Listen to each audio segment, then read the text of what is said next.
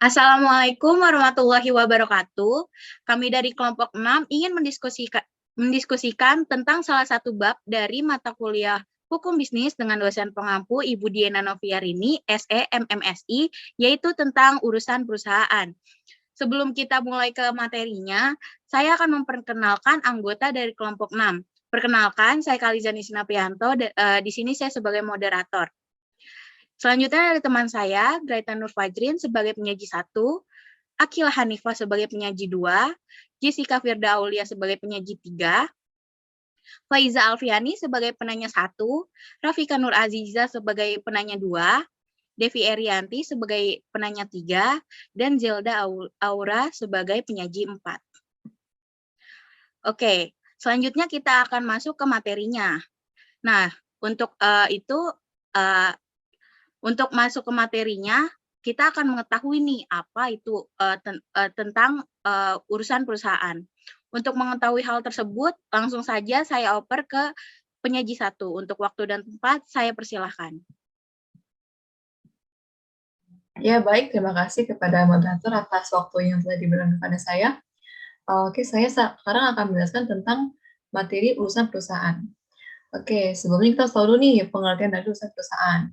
Urusan perusahaan yang dalam bahasa Belandanya disebut dengan istilah Handelszaak, yang berarti segala sesuatu yang berkaitan dengan perusahaan yang meliputi tidak hanya benda, tapi juga bukan benda. Misalnya seperti karyawan, langganan, relasi, maupun perusahaan yang berbadan hukum. Nah, urusan perusahaan ini dapat dilihat dari dua aspek, yaitu aspek ekonomi dan aspek hukum. Kalau dari aspek ekonomi, perusahaan-perusahaan ini harusnya dilihat sebagai satu kesatuan yang utuh. Sedangkan apabila dilihat dari aspek hukum, perusahaan-perusahaan merupakan hal yang terpisah antara satu dengan yang lainnya, karena masing-masing perusahaan mempunyai hukumnya sendiri-sendiri. Nah, selanjutnya saya akan memberi satu kasus yang terkait dengan materi perusahaan-perusahaan ini. Oke, saya akan membacakan kasusnya. Oke, perusahaan A meminjam pick up pada perusahaan B. Pada kasus ini, perusahaan B sebagai pemilik pick up tersebut karena membutuhkan uang, kemudian perusahaan B menjual pick up tersebut kepada perusahaan A. Dalam hal ini, perusahaan B tidak perlu menyerahkan pick up tersebut kepada perusahaan A karena pick up yang tersebut sudah ada di tangan perusahaan A berdasarkan perjanjian pinjam-meminjam yang telah dibuat oleh kedua perusahaan tersebut. Dengan demikian, perusahaan A yang semula berkedudukan sebagai peminjam, kedudukannya berubah menjadi pemilik setelah terjadinya perjanjian jual beli. Oke, selanjutnya saya akan kembali kepada moderator. Terima kasih. Wah, bagus banget nih materi dari penyaji 1. Untuk teman-teman, apa ada yang ingin ditanyakan tentang materi tersebut? Jika misalkan ada pertanyaan, boleh raise hand. Oke, langsung aja nih udah ada penanya 1, yaitu Faiza Alfiani. Untuk waktu dan tempat, saya persilahkan. Baik, terima kasih moderator. Saya Faiza Alfiani, izin bertanya. Benda yang telah disebutkan dalam kasus tadi yang telah dibawakan oleh Graita ke dalam jenis benda apa ya? Terima kasih. Terima kasih kembali untuk penanya 1. Untuk tim penyaji, apa ada yang ingin mencoba menjawab?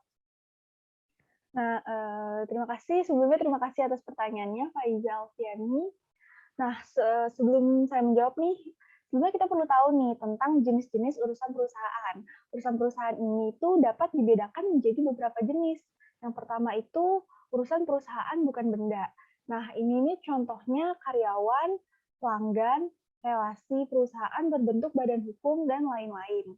Yang kedua itu urusan perusahaan benda bergerak. Nah, benda bergerak ini juga dibagi menjadi dua, yaitu ada benda bergerak berwujud, seperti contohnya itu meja, kursi, komputer, sepeda motor, mobil, truk, barang dagangan, dan lain-lain. Yang kedua, ada benda bergerak tidak berwujud. Nah, misalnya ini kayak saham, obligasi, cek, peso, biliet giro, piutang, merek dagang, dan lain-lain. Yang ketiga ini ada urusan perusahaan berbentuk benda tetap. Benda tetap ini juga dibagi menjadi dua. Yang pertama ada benda tetap berwujud, misalnya seperti tanah, bangunan, kapal terdaftar, pesawat terdaftar, dan lain-lain. Kemudian ada benda tetap tidak berwujud, misalnya hak tanggungan, hipotek, dan lain-lain. Nah, berdasarkan penjelasan tadi itu bisa disimpulkan ya, kalau pada kasus ini tuh benda yang menjadi urusan perusahaan adalah termasuk dalam golongan benda bergerak terwujud karena bendanya itu merupakan mobil pick up. Jadi masuk ke golongan benda bergerak terwujud. Sekian, terima kasih. Saya kembalikan kepada moderator.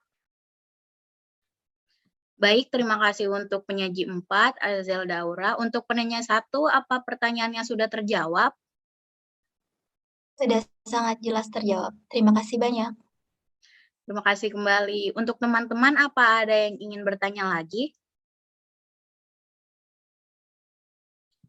Oke, kita udah ada penanya kedua nih. Ada Rafika Nur Aziza. Untuk waktu dan tempat, saya persilahkan. Baik, moderator, terima kasih sudah memberikan saya kesempatan. Saya Rafika Nur Aziza ingin bertanya. Penyerahan yang digunakan dalam kasus tersebut itu termasuk ke dalam cara yang mana ya? Terima kasih. Terima kasih untuk pertanyaannya untuk penanya 2. Untuk tim penyaji, apa ada yang ingin mencoba menjawab? Terima kasih moderator atas waktu dan kesempatannya. Saya Akila selaku penyaji akan menjawab pertanyaan dari Rafika. Untuk jawabannya itu terdapat beberapa cara yang dapat dilakukan dalam melakukan penyerahan urusan perusahaan. Antara lain untuk benda bergerak berwujud, yang pertama ada levering, yaitu penyerahan urusan perusahaan berupa benda bergerak berwujud dengan cara nyata. Yang kedua ada tradition brevi manu, yaitu penyerahan tangan pendek yang terjadi apabila seseorang mempunyai kewajiban untuk menyerahkan suatu barang, tetapi barang tersebut sudah ada di tangan orang yang berhak menerimanya. Yang ketiga ada constitutum praecessorium, yaitu penyerahan dengan melanjutkan penguasaan atas bendanya. Hal ini terjadi dalam kondisi jika seorang mempunyai kewajiban menyerahkan suatu barang, tetapi kewajiban tersebut tidak dilaksanakan karena berdasarkan perjanjian lain, dia berhak menerima barang tersebut. Untuk benda bergerak tidak berwujud, yang pertama itu ada Casey. Casey itu untuk klausula atas nama atau opnaan, dilakukan dengan cara membuat akta, baik akta otentik maupun akta di bawah tangan, dan harus diberitahukan kepada pihak yang menerbitkan piutang tersebut. Yang kedua ada penyerahan nyata atau penyerahan langsung atau penyerahan dari tangan ke tangan untuk klausula atas tunjuk atau antonder, dilakukan dengan cara yang sama dengan penyerahan benda-benda bergerak yang berwujud. Yang ketiga ada endorsement, itu untuk klausula atas pengganti atau on order, dilakukan dengan cara menuliskan di sebalik surat piutang tersebut dengan kalimat sederhana yang menyatakan kepada siapa piutang tersebut dipindahkan. Nah, pada kasus tersebut, cara yang digunakan adalah cara tradition brevi manu, karena barang yang diserahkan dalam kasus tersebut termasuk ke dalam jenis benda bergerak berwujud. Selain itu, dalam kasus tersebut antara perusahaan A dan perusahaan B telah dilakukan sebuah perjanjian pinjam-meminjam, di mana barang tersebut akhirnya berubah hak kepemilikannya, dikarenakan kedudukan perusahaan A yang semula meminjam telah berubah menjadi pemilik setelah perjanjian jual-beli tersebut. Sekian jawaban dari saya, terima kasih. Saya kembalikan kepada moderator. Baik, terima kasih untuk penyaji 2. Untuk penanya 2, apa sudah terjawab pertanyaannya? Sudah terjawab, terima kasih banyak. Terima kasih kembali. Untuk teman-teman, apa ada yang ingin bertanya lagi?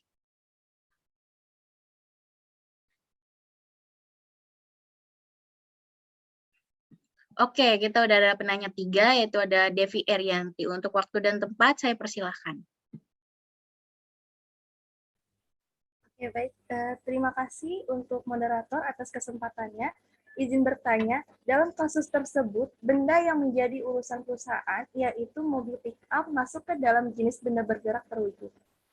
Di pasal berapakah hal tersebut diatur? Terima kasih. Terima kasih untuk penanya 3. Untuk tim penyaji, ada yang ingin mencoba menjawab? Ya, sebelumnya terima kasih moderator atas waktunya. Dan Devi atas pertanyaannya. Saya sebagai tim penyaji akan menjawab pertanyaannya. Sebelumnya Devi bertanya Di pasal berapakah hal tersebut diatur? Nah, dengan menggunakan analogi peranalogian terhadap ketentuan pasal 1537 KUH Perdata yang membolehkan penjualan harta warisan tanpa perincian, dan ketentuan pasal 1533 KUH Perdata yang menentukan dapat dilakukan penjualan piutang berikut segala sesuatu yang melekat padanya. Maka menjual urusan perusahaan yang berupa benda, baik benda bergerak maupun benda tetap, dapat dilakukan secara bersama-sama sebagai satu kesatuan. Akan tetapi dalam penyerahannya tidak dapat dilakukan secara bersama-sama karena masing-masing benda itu mempunyai hukumnya sendiri yang berkaitan dengan penyerahan. Nah, untuk kasus yang sedang kita bahas ini, kasus tersebut termasuk ke dalam jenis benda bergerak terwujud, yang mana khususnya itu masuk ke dalam jenis penyerahan tradition brevi manu, yaitu sebagai penyerahan tangan pendek yang terjadi apabila seseorang mempunyai kewajiban untuk menyerahkan suatu barang, tetapi barang tersebut sudah ada di tangan orang yang berhak menerimanya, sebagaimana hal tersebut itu sudah diatur dalam pasal 612 ayat 2 KUH Perdata. Terima kasih, saya kembalikan kepada moderator. Baik, terima kasih untuk menjawab pertanyaannya. Untuk Devi Arianti sebagai penanya 3, apa sudah terjawab pertanyaannya? Baik, sudah. Terima kasih. Terima kasih kembali. Untuk teman-teman semua, apa ada yang ingin bertanya lagi tentang materi yang dijelaskan oleh penyaji? Baik, sepertinya tidak ada lagi yang ingin bertanya. Telah berakhir sesi diskusi kelompok 6, saya selaku moderator dapat menyimpulkan bahwa urusan perusahaan merupakan berarti segala sesuatu yang berkaitan dengan perusahaan, baik benda maupun bukan benda. Pada kasus yang telah disebutkan oleh pemateri, termasuk ke dalam penyerahan urusan perusahaan tradition brevi manu yang diatur dalam pasal 612 ayat 2 KUP Perdata, di mana terjadi apabila seseorang mempunyai kewajiban untuk menyerahkan suatu barang, tetapi barang tersebut sudah ada di tangan orang yang berhak menerimanya. Benda berupa pick up termasuk ke dalam benda bergerak berwujud. Saya selaku moderator mewakili kelompok 6 pamit undur diri. Mohon maaf jika ada kesalahan. Wassalamualaikum warahmatullahi wabarakatuh.